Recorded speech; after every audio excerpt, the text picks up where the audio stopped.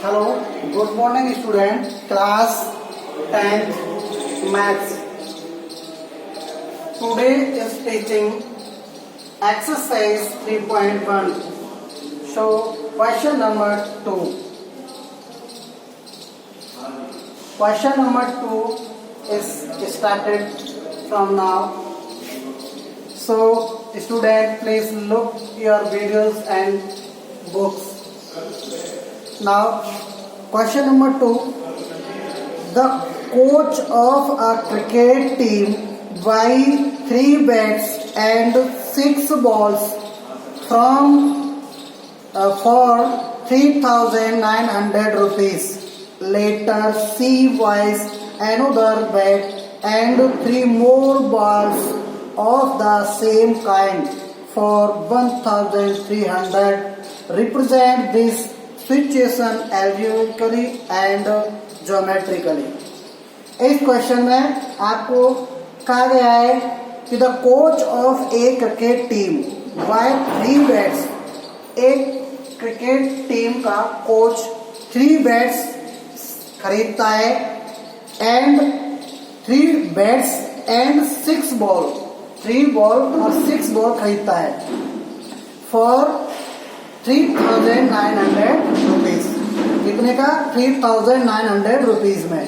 Letter and बाद में सी buys another bat, और उसके बाद में एक अन्य बैट एंड 3 मोर बॉल्स, और 3 बॉल और अधिक खरीदता है of the same kind for, उसी प्रकार की जैसे उसने पहले खरीदी थी 1,300 रुपीज में।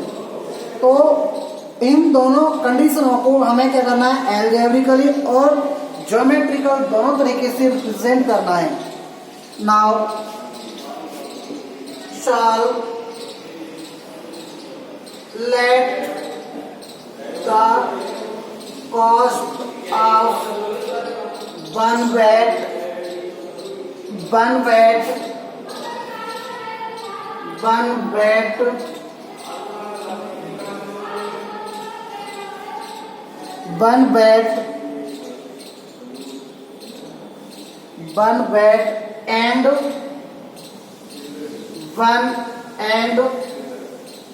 and the cost of one ball.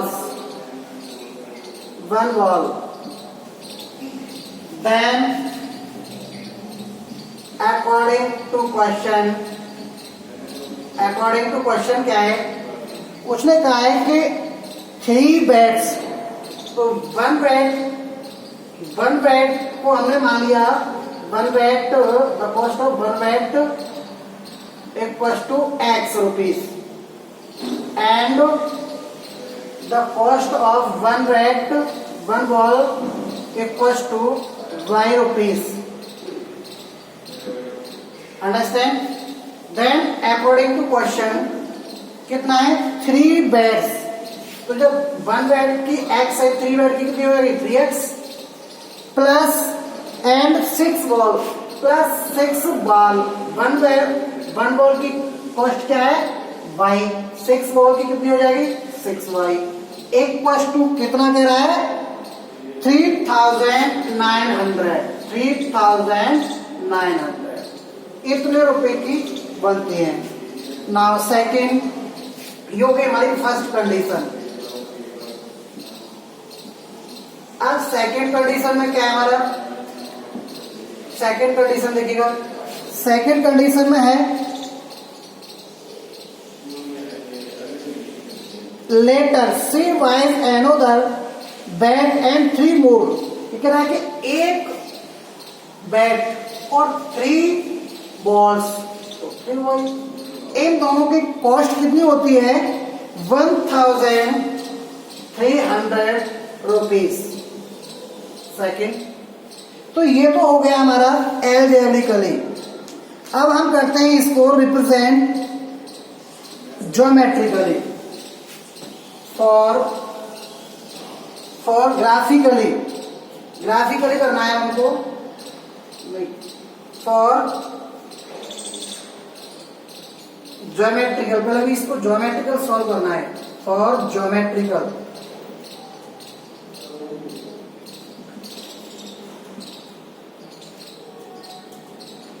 Solution, geometric solution के लिए हमें क्या करना है, फ्रॉम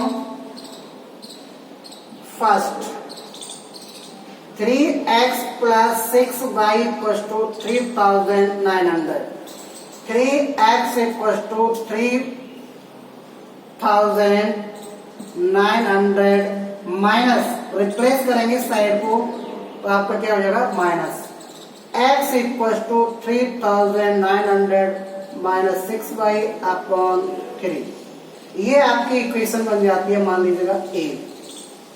देन अब हमको एक टेबल कंसीडर कर ले हैं इक्वेशन फर्स्ट से, तो मैं टेबल कंसीडर कर लेता हूं x और y, टेबल नंबर इसको कह देंगे हम 1। नाउ व्हेन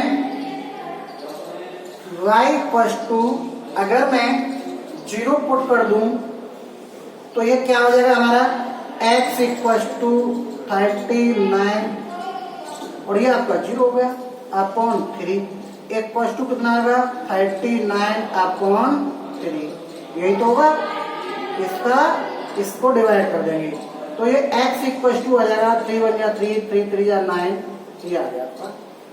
तो y की वैल्यू हमने कितना पुट की 0, x की वैल्यू कितना कंसीडर आ गया, हो गया हमारा कैलकुलेट 1300। अब हम यहाँ पर क्या कर सकते हैं, देखिएगा फिर इस तरीके से, तो फिर हमें यही करना होगा, एक कम से कम 2 वैल्यू हमको कंसीडर करनी पड़ेगी।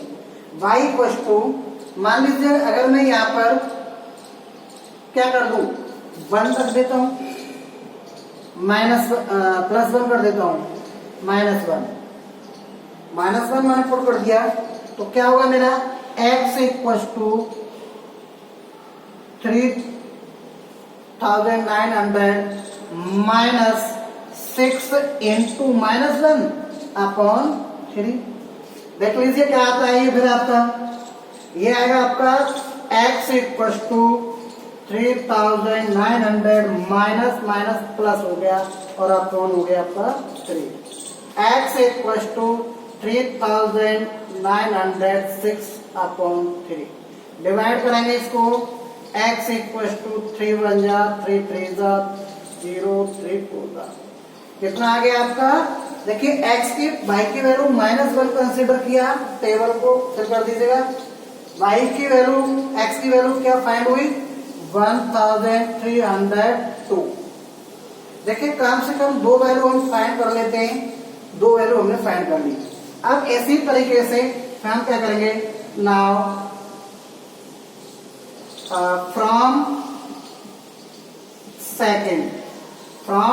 equation number second, now equation second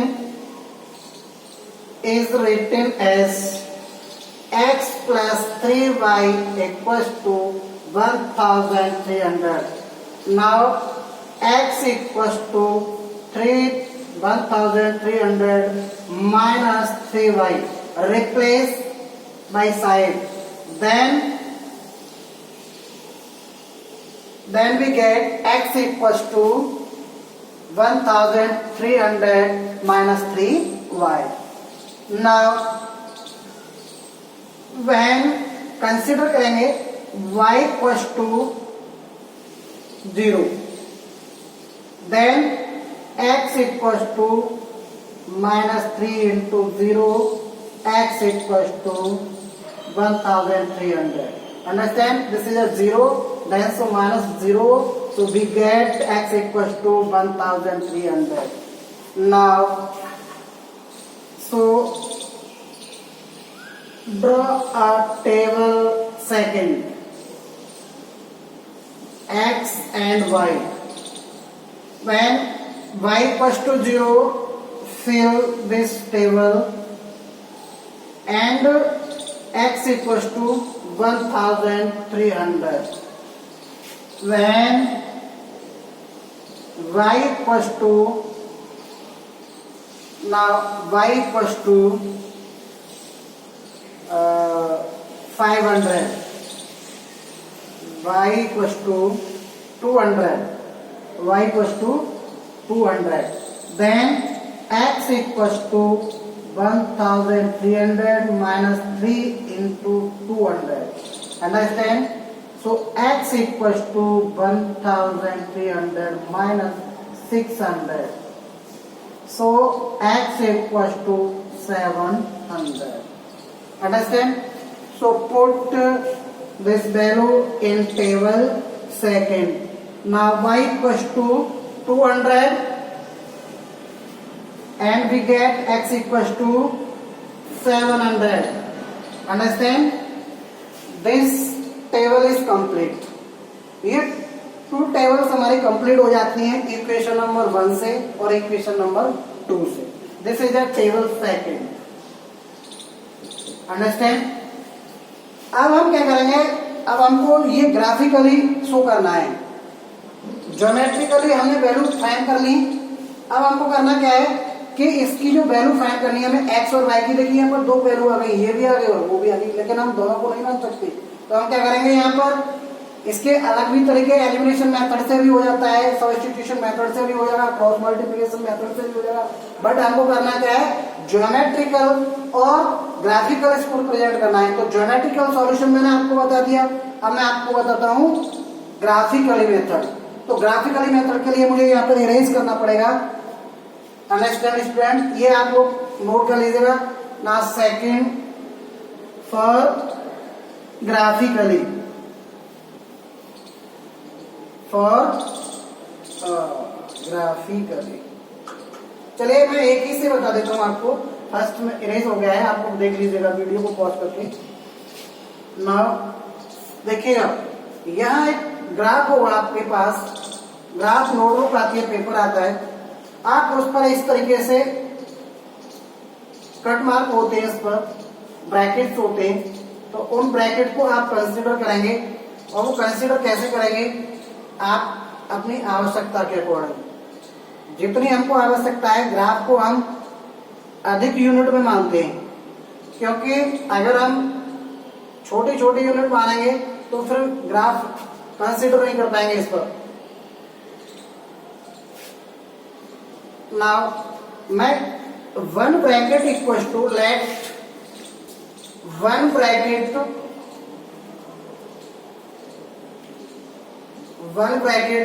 equal to, मान लेते हम कितना, one bracket equal to 100 unit मैंने मान लिया. कितना मान लिया, 100. तो मैंने यहां से यहां तक कितना मान लिया, 100. ये हो गया मेरा 100.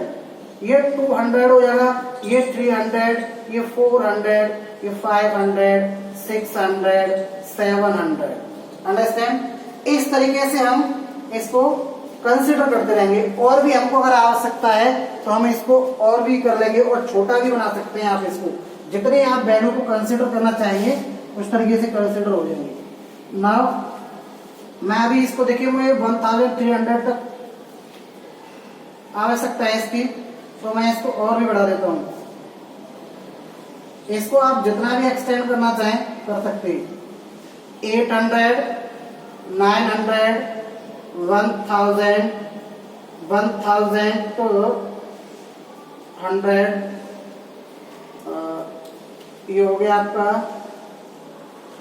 और ये हो जाता है, ये आपका 1500 तक हो गया. अब आपको भी चाहिए, हाँ चलिए अब हो जाएगा काम हमारा. नाउ यहाँ पर हम 100, 200, 300, 400, 500, 600. अंडरस्टैंड? इधर जो होगा आपका वो माइनस होगा. मैंने आपको बता दी थी कोऑर्डिनेट एक्सिस क्या होता है, x axis and y axis.